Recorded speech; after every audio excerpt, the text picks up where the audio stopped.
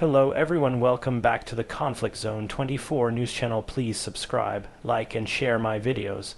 Today we bring you an in-depth analysis of a shocking escalation in the Russia-Ukraine conflict. Ukraine has once again struck at one of Russia's most symbolic and strategic structures, Crimean Bridge. Fire and smoke have erupted across its steel and asphalt, images flooding social media and state channels alike. The impact has been more than just physical damage. It has carried political, military, and psychological consequences that ripple far beyond Crimea itself. This event has become a story of engineering under fire, of performance under strain, of safety features failing under attack, and of unique selling points that suddenly turn into vulnerabilities. The exterior of the Crimean Bridge has long been advertised as Russia's pride. It stretches across the Kerch Strait with an architectural style meant to demonstrate permanence and power. Its steel arches and concrete supports stand against the sea currents, while its wide lanes accommodate both civilian vehicles and heavy military convoys. From the outside, it has always looked invincible, a link connecting mainland Russia to Crimea both physically and symbolically. But as the latest strike has shown, exterior appearances can mask weaknesses that precise strikes can exploit. Flames rising from the bridge created a chilling contrast, a structure built to project strength now shrouded in smoke that symbolized fragility. The once gleaming surfaces covered in soot and ash were transformed into visuals of vulnerability that the world could not ignore. The interior of this story is even bigger, deeper, and more complicated. When we talk about the interior, we are not only speaking about the physical internal structures of the bridge, but the internal political and military meanings that define it.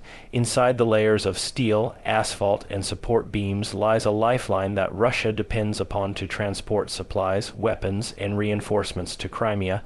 This interior function makes the bridge far more than a piece of infrastructure. It is an artery of war. Ukraine understood this and targeted not just the visible exterior, but the invisible interior value of the bridge. The interior also represents the Russian government's narrative. For years, state media has highlighted the bridge as a crown jewel project, showing its tunnels, roadways, and rail tracks as evidence of stability. When explosions shook its core, the interior narrative was shattered. Civilians who once trusted its safety suddenly saw how fragile the inside truly was. In the psychological interior, within the minds of ordinary Russians and Crimeans, questions began to rise. If the bridge cannot remain safe, how secure is Crimea itself? This deep interior question may weigh heavier than any physical fire. Ukraine's strike pierced not only concrete and steel, but also confidence and morale. Bridge's interior purpose as a trusted route has been damaged, and its interior symbolism of Russian permanence has been shaken. When we assess performance, the contrast is stark. On paper, the Crimean Bridge was designed for exceptional performance. Engineers boasted about its ability to withstand weather, waves, and the pressure of constant heavy traffic. Russia claimed it could endure decades of use, serving both civilian needs and military logistics without interruption. Yet under targeted attack, its performance faltered. Flames disrupted rail services, smoke blocked visibility, and sections of road were damaged to the point of closure. Performance in war is not measured only by load bearing numbers, but by resilience under stress. The bridge's inability to keep functioning smoothly during conflict revealed that its performance metrics had not accounted for wartime conditions. Ukraine's precision demonstrated that no matter how strong a structure looks on paper, real-world performance under fire determines its survival. What once performed as a seamless connector now performs as a contested, vulnerable, and unstable passage. Safety features also come under scrutiny in this crisis. A structure of this scale was promoted as having modern safety protocols, fire-assistant designs, rapid emergency response systems, and structural redundancies built into its architecture. Yet when explosions erupted, safety was not enough. Fire raged across sections of the bridge.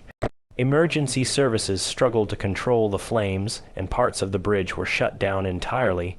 Safety measures, which once seemed adequate in times of peace, were not designed for the reality of precision drone strikes and sabotage operations. Civilians caught on the bridge faced risks far beyond normal accidents. They were suddenly inside a war zone. The promise of safety gave way to the reality of danger. This raises the broader point that no matter how many safety features are advertised, in the theater of war, safety becomes relative and security becomes fragile.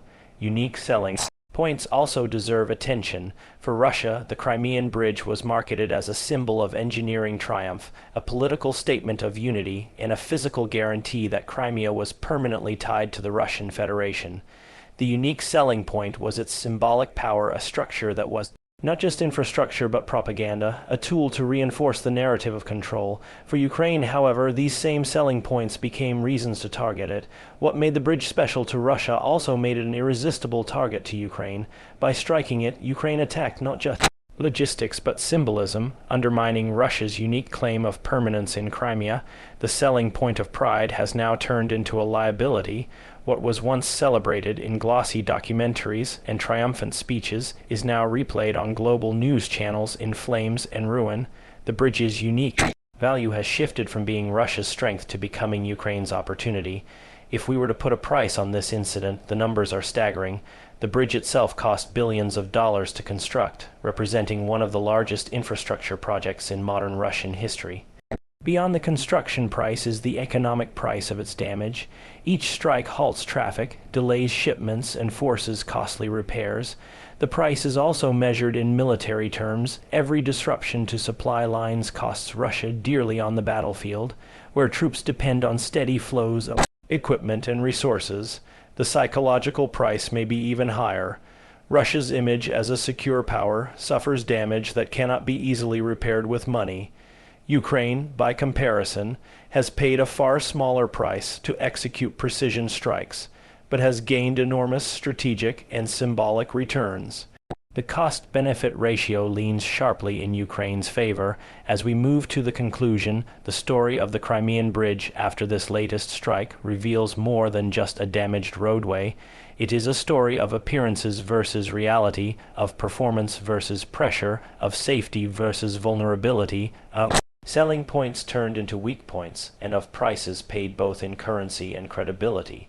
Ukraine's ability to hit hard has shaken Russia's sense of control.